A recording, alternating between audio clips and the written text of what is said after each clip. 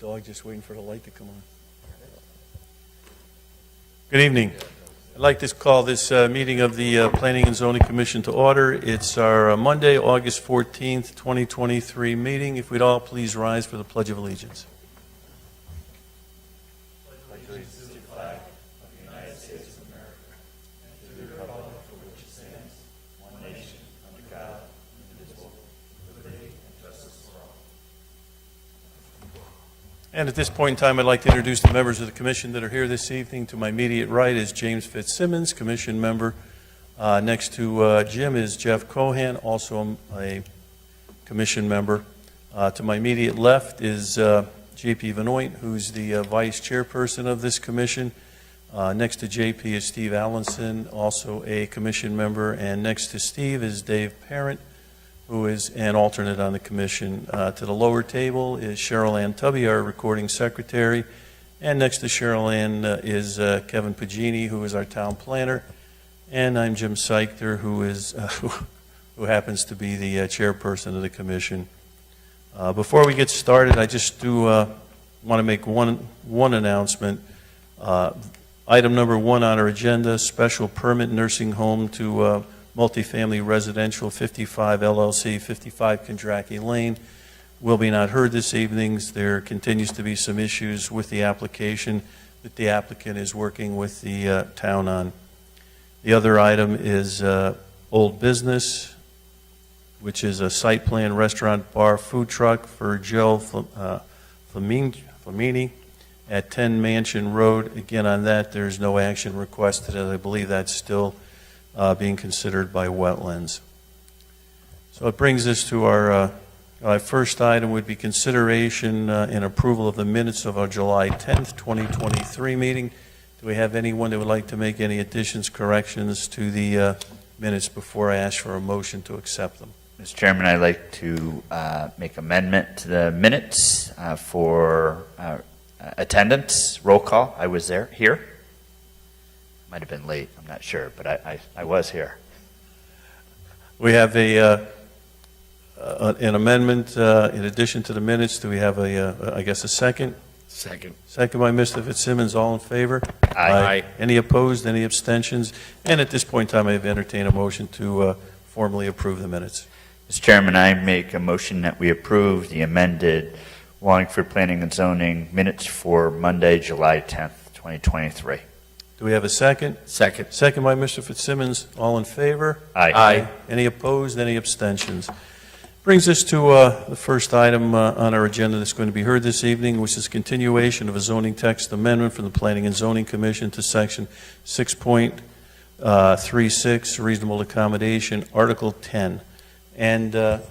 Allenson, would you please note all additional correspondence for the record, please? Thank you, Mr. Chairman. We have correspondence from the South Central Regional Council of Governments dated July 19th, 2023.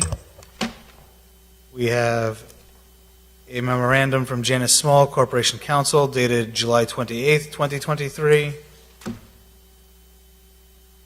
And I believe that is it. Thank you, Mr. Allison. And Mr. Pagini, you can correct me, but I believe at our last, we had this discussion, this item discussed at 2 of our prior meetings, and there was, I believe, just one point that was still had some additional researchers, commission members had some questions on, and that dealt with, from an appeal process, who would hear the appeal, whether it be the Planning and Zoning Commission or the ZBA. And I think we received, as Mr. Allenson noted, some correspondence from our town, our corporate counsel concerning that. And I think essentially she said that it's, I guess, a little bit like going to McDonald's. Either you want the cheeseburger or the hamburger. So, whether we want the Planning and Zoning Commission or the ZBA. So I'm not sure what commission members, if they have any, additional comments on the amendment itself, or if, again, we're at the point where we need to make a decision as far as who should hear an appeal. So I'd open it up to commission members as far as how they may feel about that.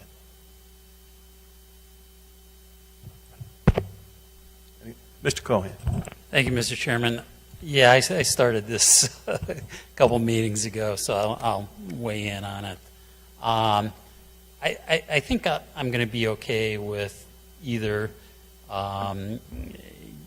selecting us or ZBA as the body to hear any appeal from the town planner. I personally would prefer Zoning Board of Appeals simply because Planning and Zoning doesn't have appeal in its name. And I honestly, since I've been on the commission, I can't recall any time we've really heard, an appeal of something. So that would be my choice. So, and again, if the rest of the commission decides, we're the body, I'll go along with that as well. Thank you. Thank you. Other commission members? Mr. Allenson. Thank you, Mr. Chairman. I would just agree with Commissioner Cohen. I think the ZBA is the proper place. They exist and apply standards of appeals currently, so that's kind of what they do. It makes sense for it to go to them, in my mind anyways. Thank you. Thank you. Other commission members? Mr. Parent. Thank you, Mr. Chairman. As a former commissioner of the Zoning Board of Appeals, I believe that the Zoning Board of Appeals would be the most appropriate source. Thank you. Anyone else? Mr. Fitzsimmons. Thank you, Mr. Chairman. I guess I was going to. I support it going before the this commission, the Planning and Zoning Commission. I know the role of the ZBA, and of course the appeals are based upon the zoning book and zoning rules, which remain the power of the Planning and Zoning Commission. This is strictly applying federal law to our regulations, which we are responsible for. And my understanding of, based upon the U.S. Department of Justice, is the fact that would be appealing a decision of the town planner's office. So I would be in support of this commission being the board to hear it. Thank you, Mr. Fitzsimmons. Anyone else?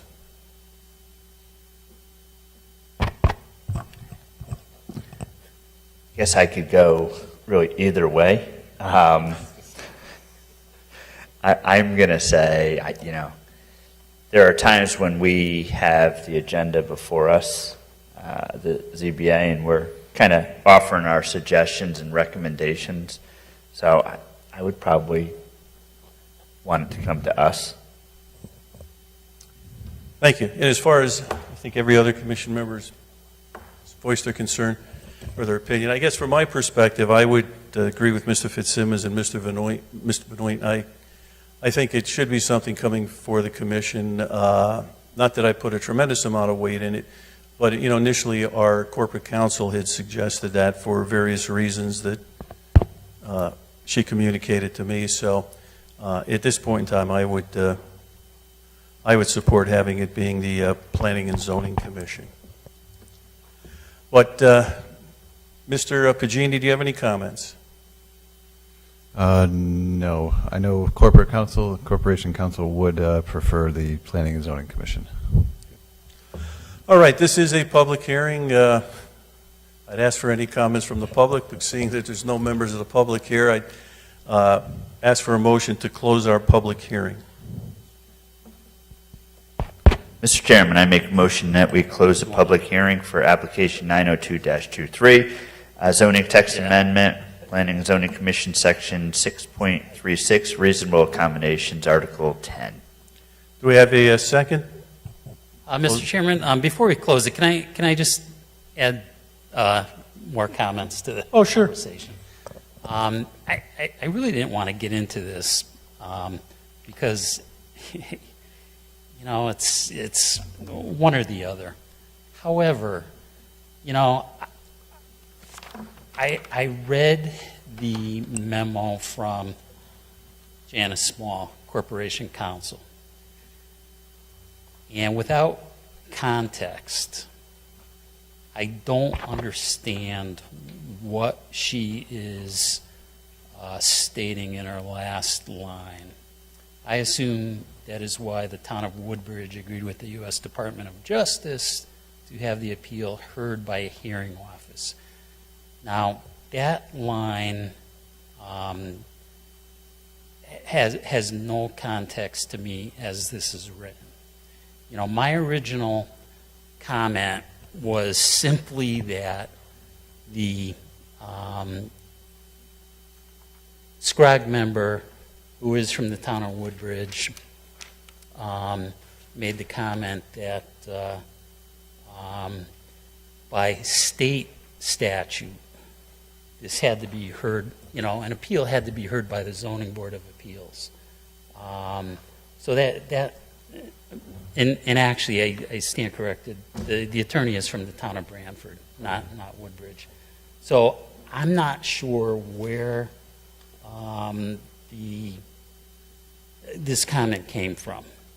So that being said, I just want to put that on the record. I will, you know, again, go along with the majority here, but No, I guess, Mr. Cohen, I think I made the same comment to you at last meeting, that if you have a question with our corporate counsel to give her a call, because this particular question this will be the third meeting that we've taken this up, and I'm not sure if you've reached out to her or not, but I guess that was my suggestion, at the last meeting. If you need clarification, if you have additional comments from her, if you're, don't quite, I don't want to say understand, but have some concerns. So again, I don't want to be difficult, but I guess I would have appreciated, in certainly the better forum would be to have, just reached out to her and say, hey, Janice, these are my concerns. Can you help me through all of this? I just think we're at a point now where we... Yeah, I hear what you're saying. And in the memo that I sent to her, and I copied you on it as well, I thought my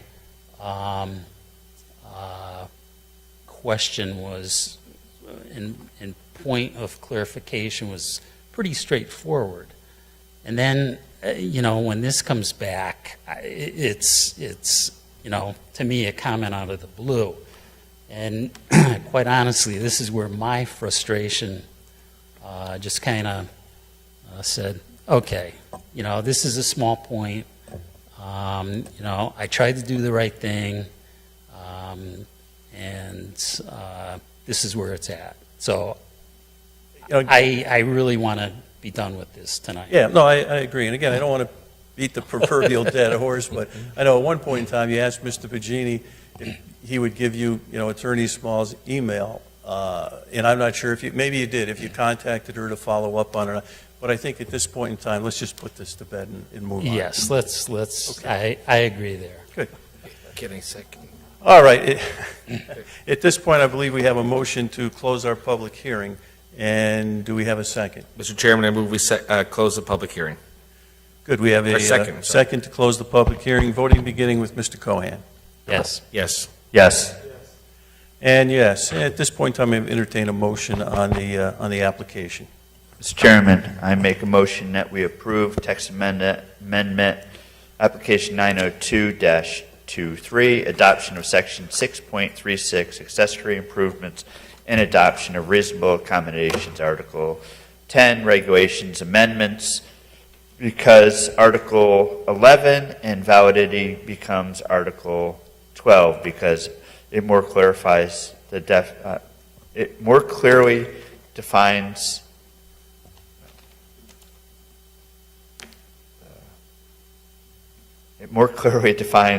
the process stated herein. We have a motion on the application. Do we have a second? Second. Second by Mr. Fitzsimmons. Voting beginning with Mr. Cohan, please. Yes. Yes. Yes. And yes. Okay, Mr. Pagini, So we've come to essentially the close of our public hearing and old business. We're at the reports and officers from staff, so at this point in time, I would turn the meeting over to you. Administrative approvals, any questions on those? If not, I guess we'll get right in, yes? No? No, I don't believe so. If not, then we'll get right into our discussion of sign regulations. Amy Torrey is here. She has been spearheading this effort for us. So we'll get right into that. We're kind of just going to go over an outline as to how we want to approach it. So I guess I'll let her take over.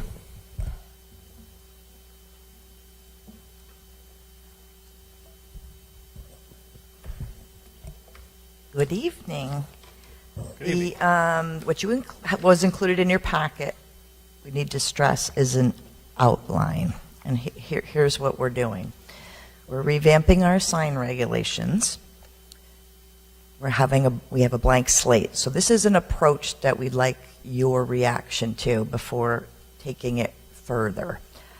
And it comes basically, first of all, we're removing content is never been part of our regulations. We're content neutral. So to approach signage in terms of counts and locations is the approach we need to make. And so some best practices that were provided by the law department for us that have already been tested were from Norfolk, Virginia, and Wausau, Wisconsin, which we've included in the outline. And the way this approaches it, and again, just to get some feedback on the approach, and also to get some input in terms of what's very important to you to be included as we move forward and flesh this out into detail, and what should remain. Prohibited signs, for example, something to that effect. Anyways, so what you have is an overview, and these are the approaches from these two very clear best practices, again, that have been tested through the legal system, where we identify the purpose of our regulations, the applicability of those regulations. So those are sort of detailed a little bit bulleted for you.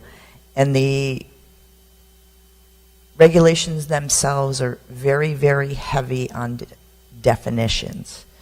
Kevin likes to call it geometry, a shape of a sign, a size of a sign, to define each type. They're also divided into two categories, permanent and temporary. What that leads to is what you have sort of a sample. We've plugged in two examples from our regulations into what their approach was a chart format, very similar to our bulk standards, where you have each zone, what's allowed, how many, in both permanent and temporary signage. This would also eliminate permitting for any refacing, because that's content.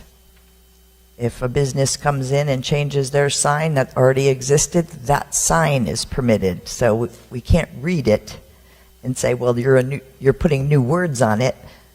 So it's a whole different approach. So basically, this is to get your thoughts on, again, this type of approach, heavy on definition, so it's very clear. It strictly counts by zone, by land use within a zone, because there are some with multiple land uses, and whether that kind of chart makes sense. Again, it would be pages of more definition heavy, so it's very, not subjective, very, very clear. So that's what you have a little taste of, but we're not getting into the detail now, or what it means, or what kind of signs, but more, again, the approach and what is important to you to see that remains. So just so I'm clear, we're going to start off with your purpose, applicability, definition of a sign, then signs that are not included, or that are not restricted, or that are restricted, rather. And then we come to, which would be I guess this, well, we talked about on the second page, it's prohibited signage in all zones, we go through that.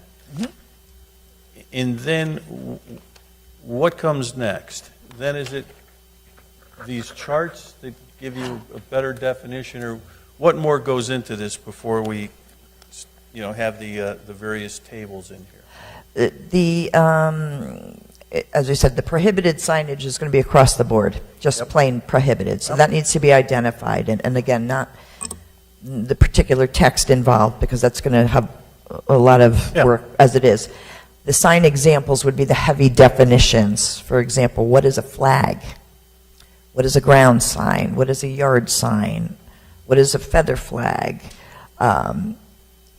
What is not a sign? And then classifying certain things as not signs are a means of perhaps temporary signage. You could have just to throw out a possible example, 3 foot, which is typical yard sign in a residential zone, that we don't call those signs.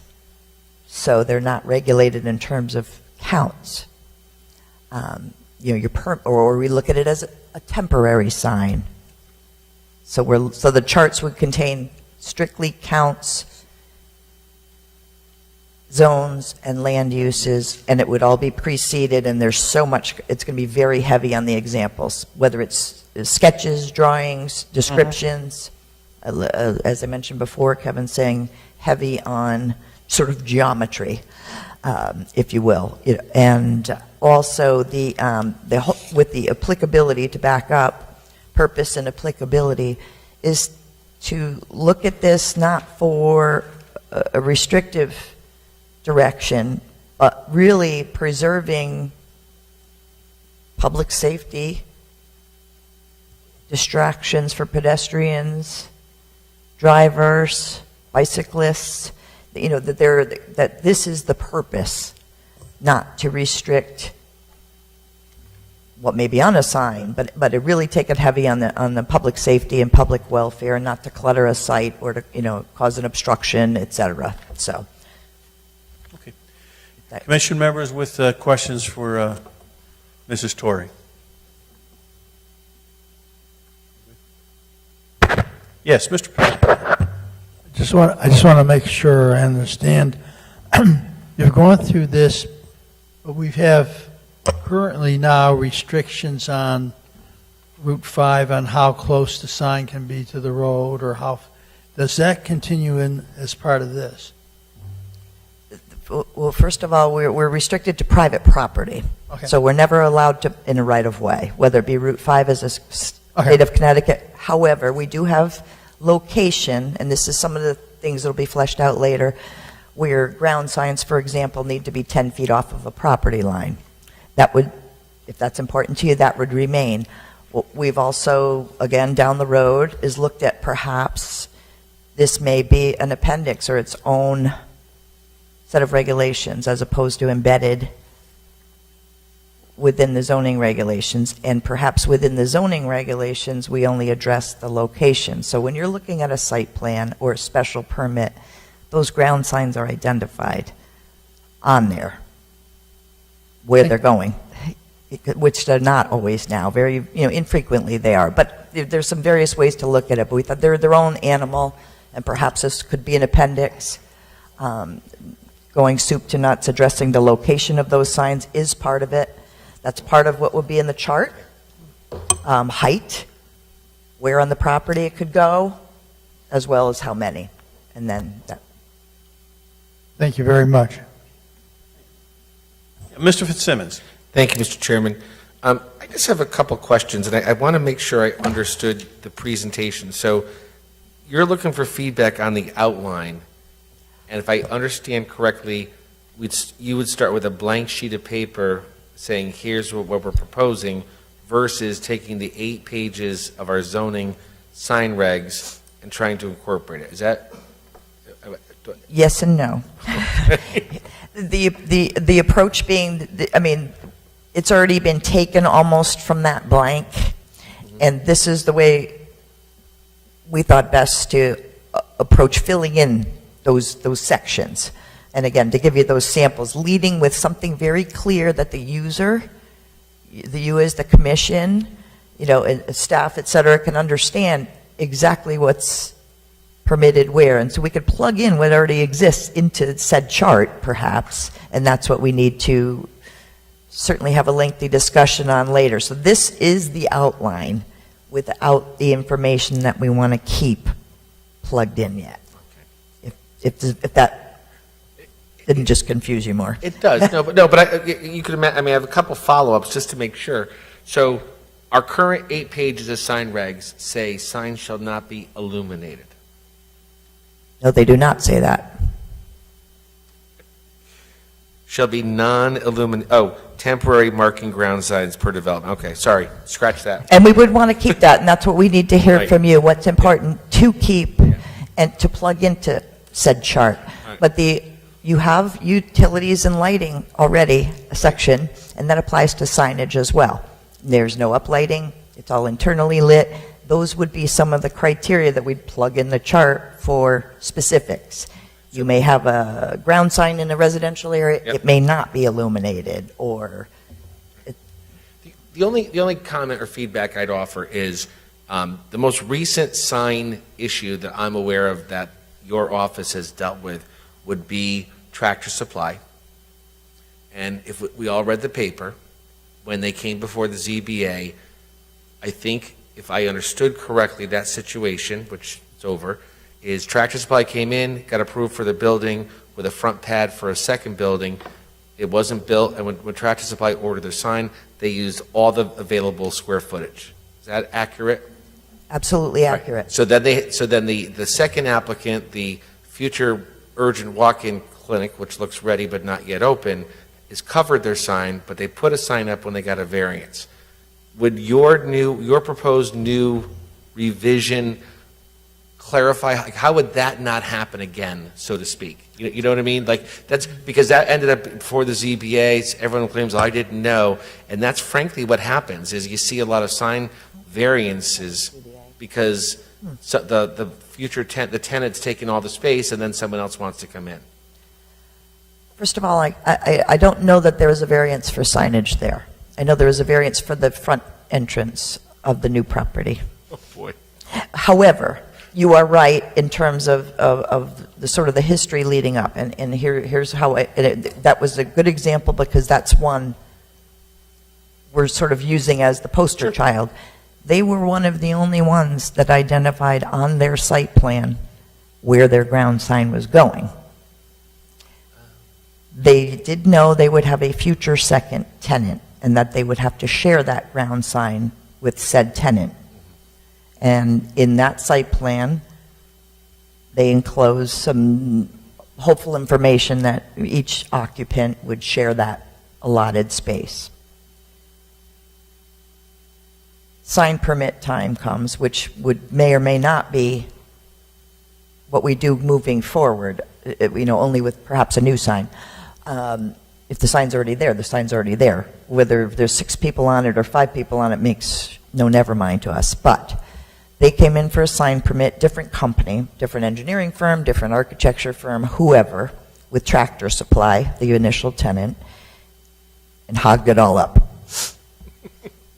They didn't leave space for the future tenant as they proposed, and it was very confusing to the sign applicant, the sign company, because they said we were approved because it was submitted on the site plan. So there was a fall down.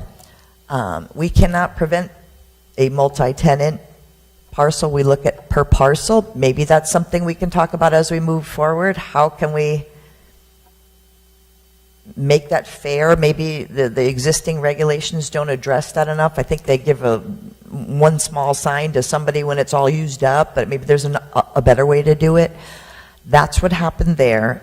The Tractor Supply has reduced their sign to allow the panel for the... So that's why I don't remember it being a variance, but it would have required it, and there's nothing... We can't tell a business you can't hog it all up. play nice, all share. So, but it's something to think about. But that's the story with that. But it does raise that perfect issue where that plan that comes before you for new development should also include new signage. Sure. And we don't now. It's done separate, and right hand and left hand aren't communicating. All right. Thank you. Thank you, Mr. Chairman. Thank you, Mr. Fitzsimmons. Other commission members, any comments? Seeing none, I believe, Mrs. Story, you have some direction from this commission as far as how we'd like to see you proceed.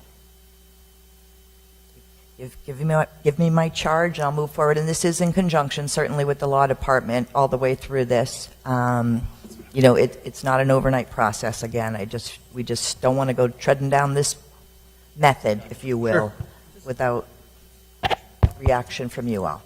So I think you should be informed that you are hereby charged. All right, Mr. Chairman? Sure. If I could chime in again.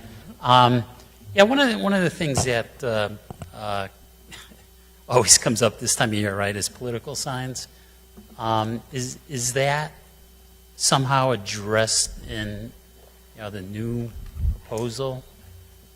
Those questions should be directed to the law department. They are not something we regulate currently nor proposed. Yeah, I had this question came up last year concerning signs, political signs. And initially when I saw one of the signs up, I told the individual, I think you have a problem with that.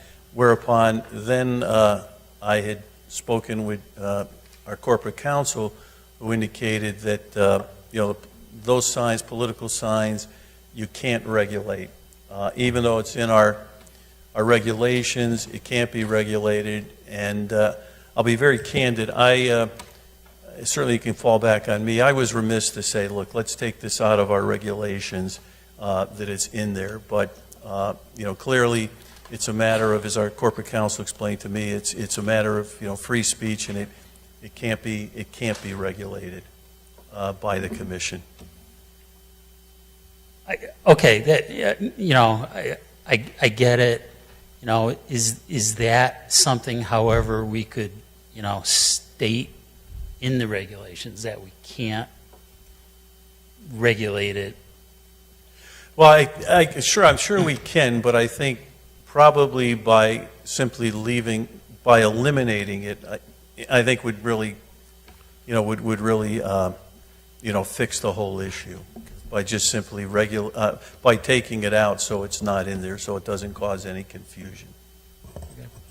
But I would also say that if people do have questions, as far as zoning, whether it's signs or any zoning violations, to me the first point to go to is just go to our town planner or the ZBA and just ask, because I think everybody knows that the staff doesn't have the time to go out and look at everything, and most of the violations that come before, I think the ZBA, not the ZBA, but the town planner, correct me if I'm wrong, are probably from members of the public that may call and say, I have an issue with something, or just from commission members. So,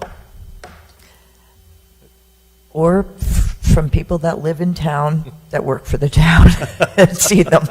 Don't get a lot of calls on them, but what I will say, when we do, the signs are just downright prohibited.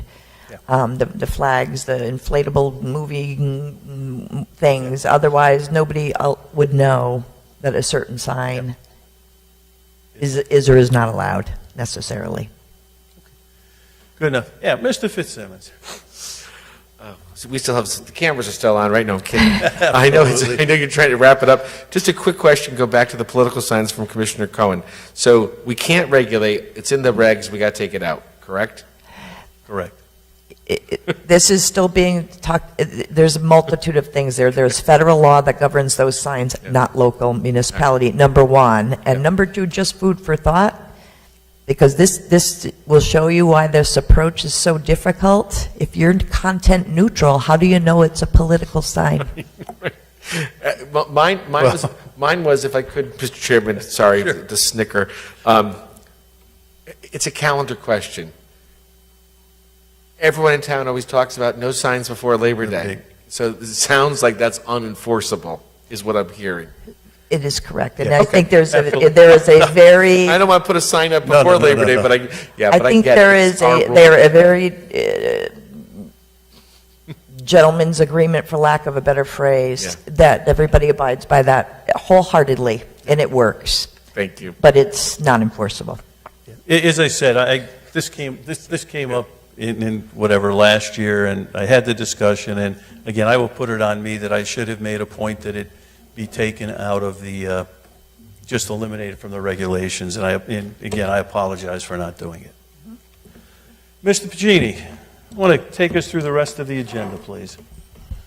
I just want to make a quick point too. We can regulate off-site content for commercial advertising, so that can still be regulated. So I just wanted to clear that up. And everything else too. ZBA decisions. That application was denied, and there is no August ZBA meeting. All right, that's it, Mr. Pagini?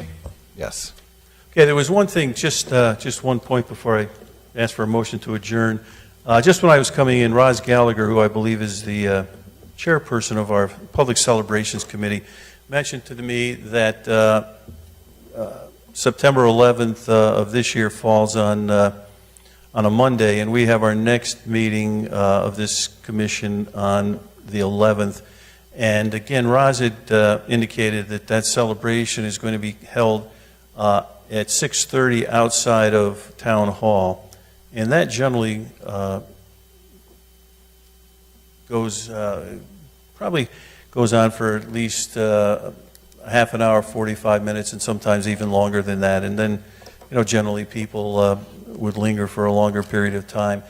Given that, I was talking with Mr. Pagini and said that it might be appropriate if we look to reschedule that meeting to a different date. So I know we have one application, the 55 Kondraki Lane, that if we do decide to reschedule, we'd have to look at that from a timing standpoint, when we have to make a final decision on it. But I'd just like to get the general opinion from commission members as far as looking to, reschedule that meeting. If we decide on doing that, certainly Mr. Pagini could, get some further information as far as when we could or couldn't reschedule it, and then, within a very short period of time, we could come to a decision when to reschedule it. So I guess I just open it up to commission members, what their thoughts may be.